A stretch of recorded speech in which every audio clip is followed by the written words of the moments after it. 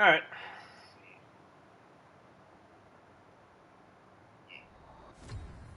Yeah, like, yeah, that was a cool wrap up. I think that was really good. Like, you know, it tied a really nice bow on there. I just think my critique is that the AI just didn't know what the fuck it was talking about. Which makes sense, you know, that was why it would, like, do something like that. Yeah, so it kind of, internally it makes sense, you know, like, the fact that it, like, you know, set out to make these Reapers wipe out life for balance. But then, yeah, I was like, I'm always kind of like amused by this idea of chaos. And, like, I'm trying to think, like, what do you think about that? Like, do you think chaos is like a. Would we make, like, moral judgments about chaos? You know? Like, the idea of disorder. You know what I'm talking about? No. What? What's your query? What's your query?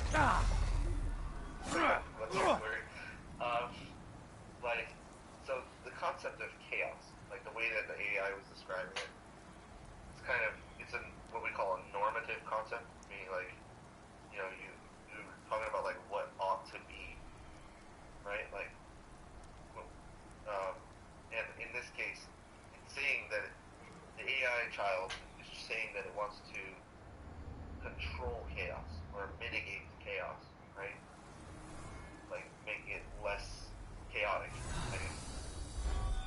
Establishing order with destruction, which to life that actually resembles chaos. So, like, you know what I mean? Like, to me, it's just the idea of, like, chaos in the naturalistic sense is like,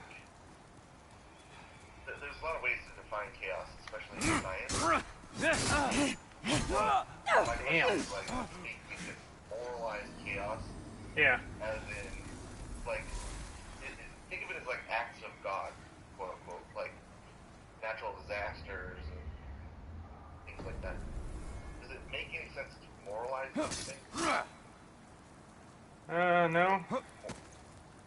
terms of, like, morals and ethics and stuff? I don't think so. Yeah, so, yeah, I agree with that. Like, it doesn't make sense to me that, and especially AI would, like, come to the conclusion that something like chaos, quote unquote, and I don't know, like, I would have to know how this AI would define chaos, because the definition, like, the kind of descriptions it gave seem very biased and almost, you know, it's just human, like, the whole, like, so this AI it's talking about evolution stuff, but it didn't evolve beyond, like, a basic moralistic concept, you know, of, like, I don't, like, personally, I think AI would not make that sort of mistake, you know, or wouldn't, not mistake, but, like, wouldn't make that sort of assumption or, you know, fallacious argument.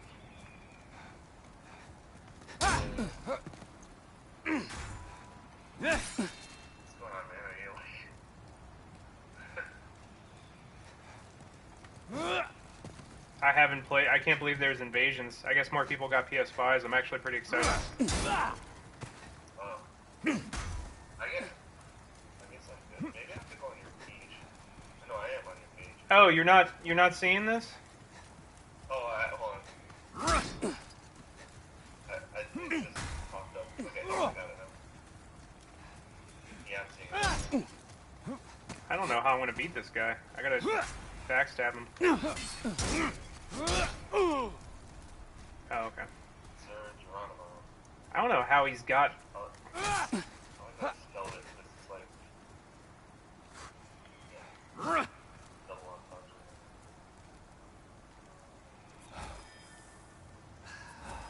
Oh, you're healing. Like, using katana.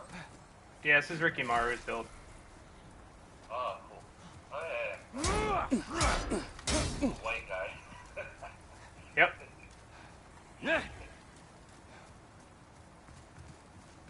But,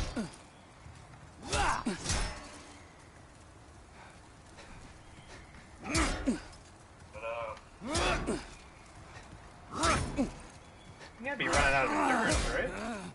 there's this other, like, thing that, Oh, I'm bleeding him. Yeah.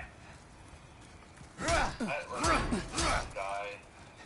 He calls himself genetically modified skeptic, and he is a full pager philosophy and theology.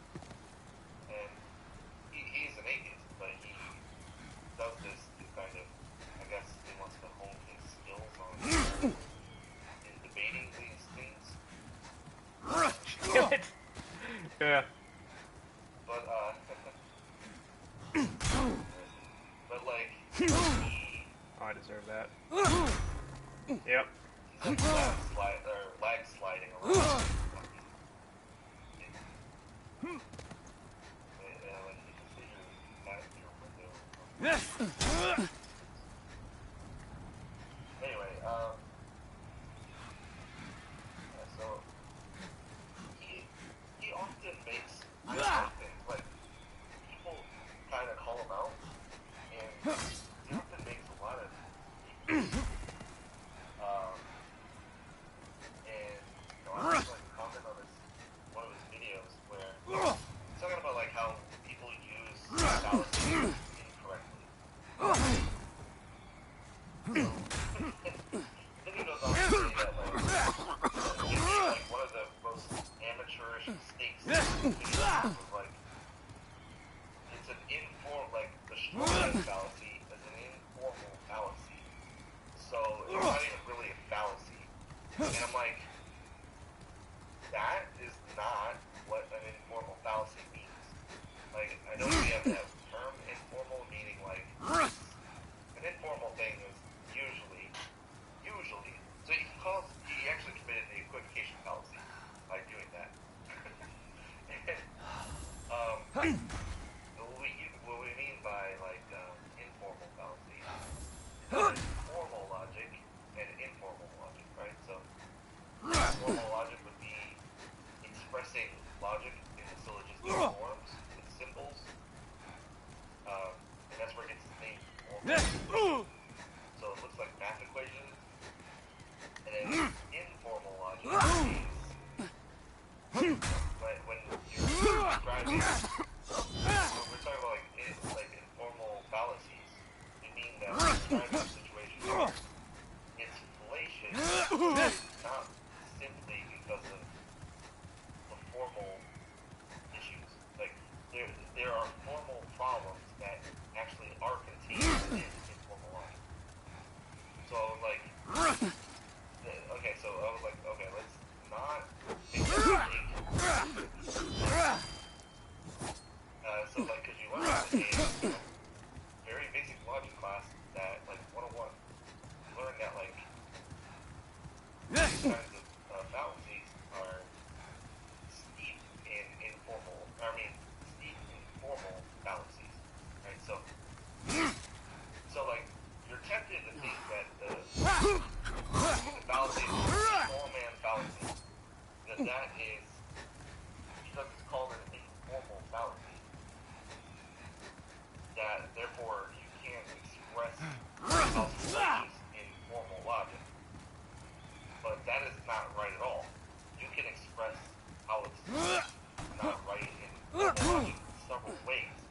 It's actually too many that you know what I mean? So it depends on what the argument is, and then like when you take it apart, you find problems like that it's a non sequitur or something that is just like it is like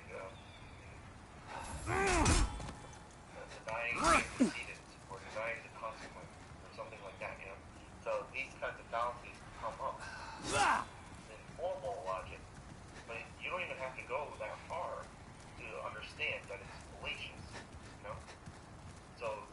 why it's that's why we use informal fallacy.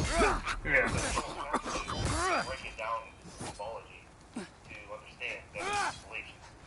You know? So the common fallacy is just misrepresenting someone's argument and then making it into a weaker argument so that you can, right? So it's just. Did I get him? I finally got him. Jesus Christ. Contains a lot of fallacies. Like it contains so I had an example. Like say we're talking about like your gesture to say finally, you know. Yeah. Perfect. Yeah. So take the example of. All right. So I made the example that like there's a person who, like me, you know, who's arguing that the People's Republic of China is. And like my opponent would argue that, well, he said, and then they misrepresent my argument by saying like I'm saying something that is racist and cultural imperialist, right? Yeah. So that like their statement about my argument is just misrepresenting my argument completely. It's a straw man, right? So because but why is that fallacious in syllogistic logic or symbolic logic? Why is it fallacious in, say, a formal fallacy?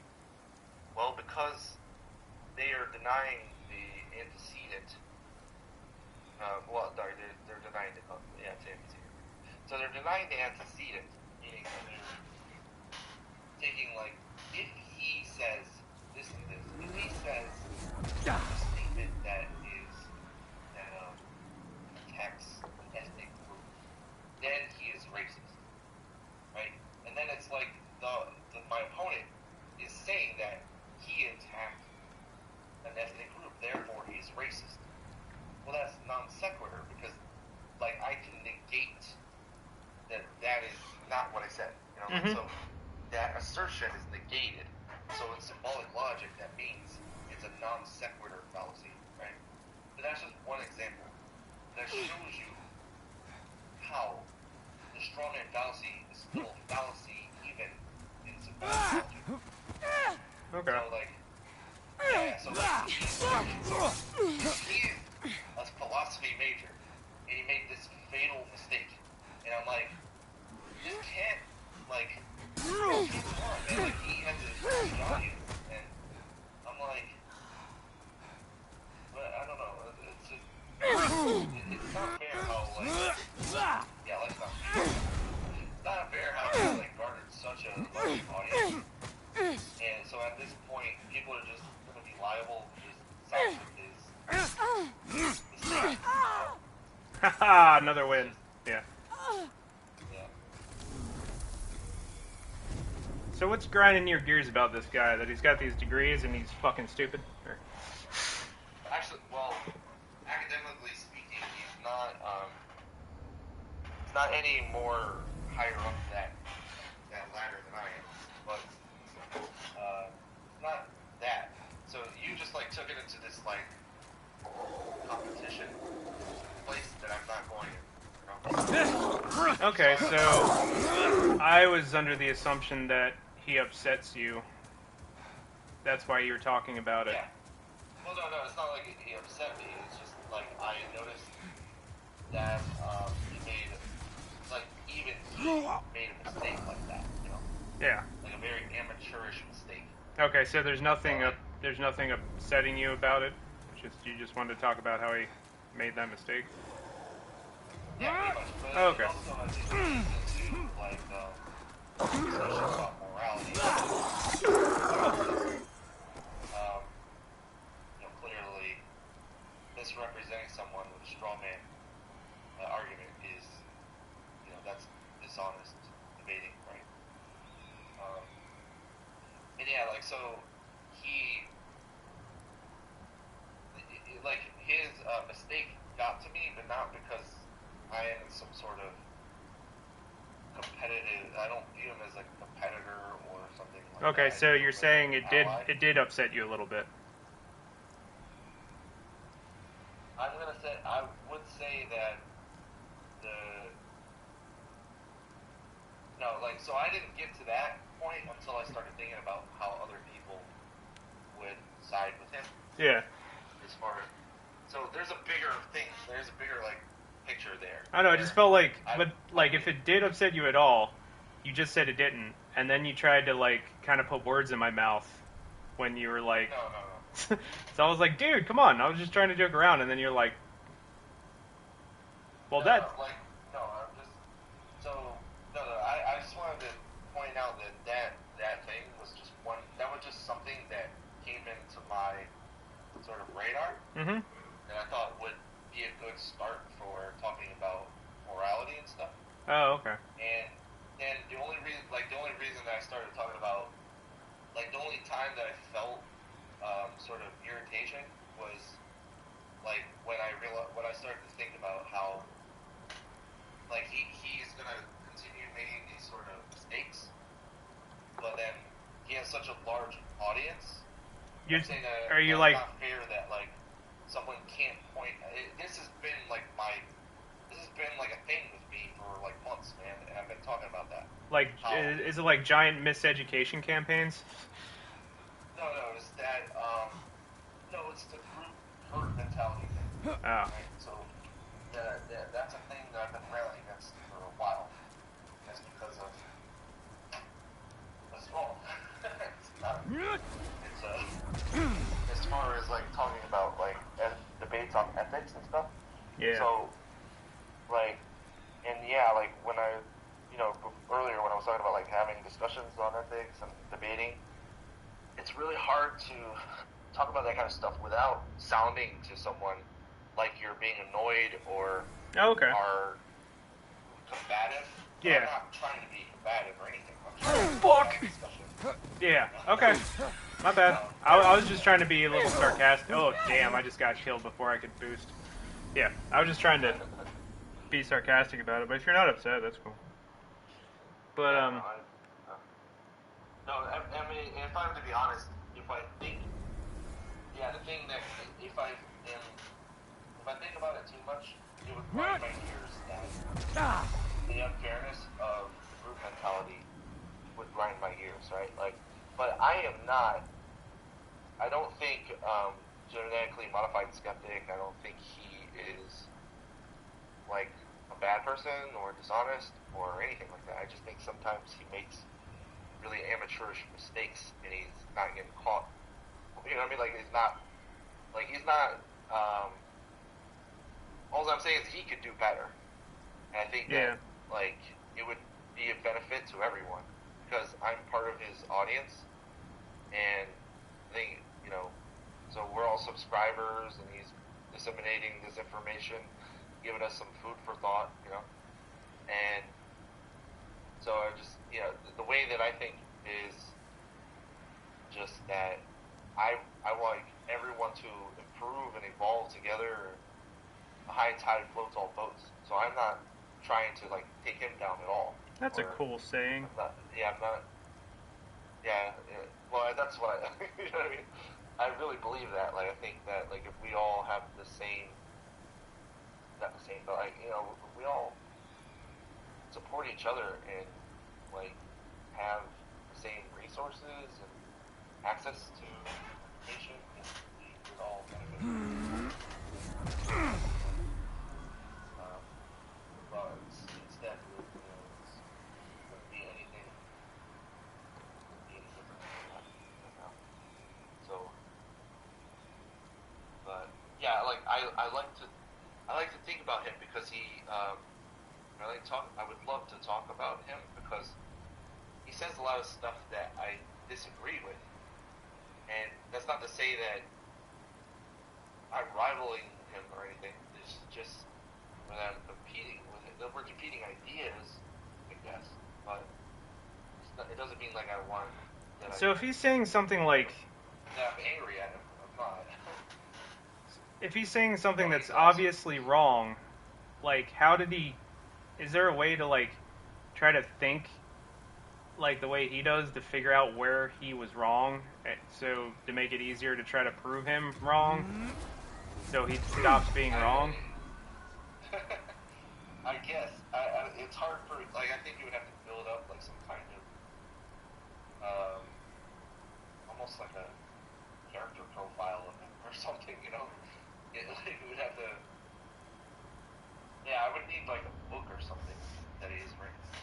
Like, he hasn't written any books yet, but I'm sure when he does,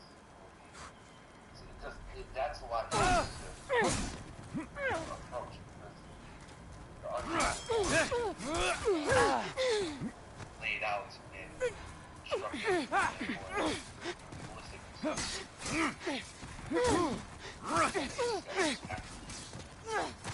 Oh, I'm chasing this little shit.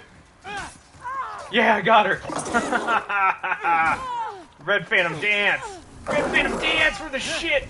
Yeah, there's actually invasions in this game, dude. I may play this all day tomorrow. I got so many builds. Let me switch to, Actually, let me switch to my holy build. Yeah, I want to try my holy build out. Holy shit. Excuse me. I wonder, like, was that person, like, substantially lower level than you, or? No, they just had a... I'm pretty sure they had one of these weapons that makes you, you have to rely on your world tendency, and they may have fucked up the world tendency, so it wasn't doing any damage. I see. This game looks so damn good. Yep, it is. I want to play, like, Dark Souls now or something. But, yeah, so, yeah, there's another, like, there's a big debate about that he, you know, again, it's just the ideas. It's not like, I don't like he makes, for all of the, like, mistakes he makes, or things I disagree on, he makes a lot of Brave soul who fears not death. for the most part, I agree with him, like 90% or something. So, but the things that I disagree on are pretty significant. Like, so, for example, the thing, like, alright, yeah, this can get into, like, the moral discussions that I would like to have with you. Alright, so, here's the situation. Oxford University, this was during Trump's administration. Steve Bannon and I think another person from his administration and Breitbart, you know, the news organization that hosts a lot of conspiracy theorist type of stuff, you know, and racialized commentary. So basically, he was slotted to go to Oxford for some kind of discussion. Right? So at the university, he was going to be part of a panel discussion. Yeah. And then there was a protest on Oxford that included faculty. Okay? And so it was faculty and students were saying they do not want Steve Bannon and his acolytes in Oxford. You know? But genetically modified skeptics say that is halting free speech. Like, that they should be allowed to come on Oxford so that they can be debated, and then, you know, so that there could be like an alternative idea presented to them, and, you know, on the stage of Oxford and on the platform of Oxford. But I disagree with him on several factors. Right? Like, I can list out the most prevalent are that not allowing Bannon on Oxford is not a violation of free speech. In fact, it's just the opposite. It's assuring that the university and its faculty and students have free speech. So the institution institution is a closed door institution. You know, you have to pay tuition to go there. You have to be accepted by admissions. You know what I mean? Like, so anybody that comes and goes as a guest is either invited by the university or by a member of the university, right? Yeah. Or they have to work there. So people that are not affiliated have no business being there. So, but then then there is the fact that he was invited by someone of the university, right? But then the protest happened. So, and then Alex genetically modified. So his name is Alex. He said that that the protesters, their behavior was wrong because they lined up in front of the doors and prevented entry of anyone. So it was like, so they did like a stand-in in the front of the assembly, and they didn't allow anyone to enter. He said that was wrong because it was a violation of their personal freedoms. And I disagree because on the same sort of tenet that I described before, where Oxford is a closed-door sort of institution, you know. And the other thing about it is, like, it has nothing. It has nothing to do with elitism or anything. It's actually it's a defense and it's protection of people because the things that Bannon had said before and has hosted on his website as the chief editor, and as a member of Trump's administration, in these specific platforms that he's had. So he already has platforms. So he's already been in the media. Media saturated with him, when he was around. And so I'm saying that he already had a platform, and when he does have a platform, he's saying things that harm others, right, and incite certain harmful behaviors. So a university, is supposed to be a haven for tolerance, right? So what Alex is saying is that that was intolerant behavior. But I'm asserting that Karl Popper was a social theorist. He said that societies that want to be tolerant of ideas it's a paradox, but we have to be intolerant of intolerance, right? Because people like Bannon and they are nativists and they are Eurocentric. So people that are they're Eurocentric in the North American sense. So they believe that there's a specific people of a certain race found in the United States, and that that they are entitled to specific representation in the government and whatnot. And so this is what I was saying, but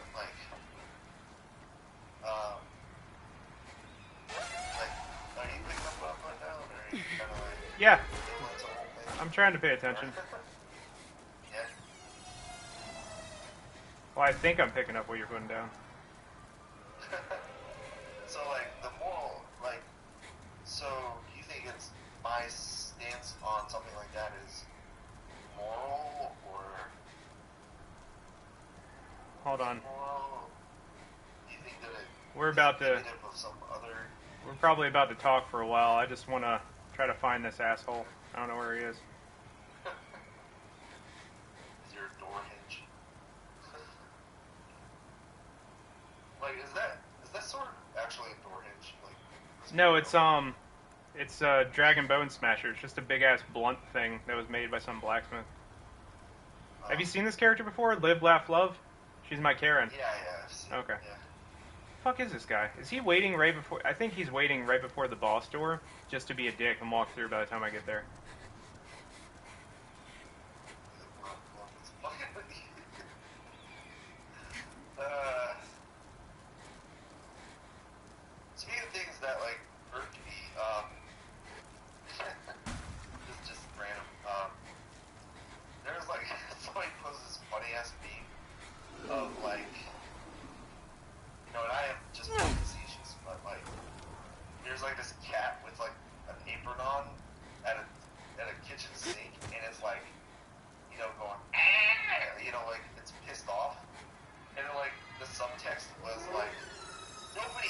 in this damn house. And I was just like, I'm like, I rarely use the term hatred for people, but those are among the few people that I absolutely hate in this world. Are women that say that shit. Like, what do you think? Like, They just have a very like windowed perspective, and they're stressed and hormonal. yeah. But like the fact that is even like a meme. You know what I mean? Like, Yeah. it's a cliche. Like, It is. nobody helps me around this damn house, and it like makes it like ruins everyone's mood. You know what I mean? Yeah. It's like I offered to help you, you know, or something, you know what I mean, or whatever. And like a lot of the comments were like in the subreddit were like, I offered to help you like several times. You told me you would take care of it. And it's like, you know what I mean? Yeah. And I was, or you said I was doing it wrong. Yep. It's just like It all sounds right. it's such a Karen thing to say, you know? Live, laugh, love, baby. Live, laugh, love. But of course, I'm just being facetious. I don't really hate anybody. It's just like I was thinking about it, I projected myself as like being this monk in my like 50s, like, and wondering, you know, sharing like a household with a woman, and I'm like, she says it. I don't know how I would. Like, I imagine like breaking my own character, like as a monk, you know, like a very like equanimous, peaceful monk, and then just like slowly breaking character, being like, you say that again, and I will drown you in this fucking sink. Yeah. Isn't that funny? Like, of course I have no actual malice. Yeah. It's just a funny. No. I get where I'm picking up where you're putting down. Like, I want to see like a Key and Peele skit for that or some shit. like,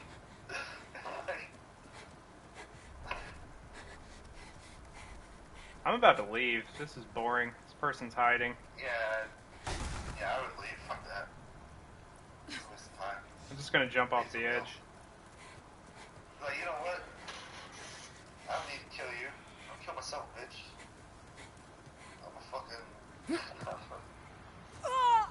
I'm a Yeah. fiend. Oh, I'm getting tired anyway. Oh, I'll stop this. Hey, can we just hop on the Discord the last couple minutes I'm awake?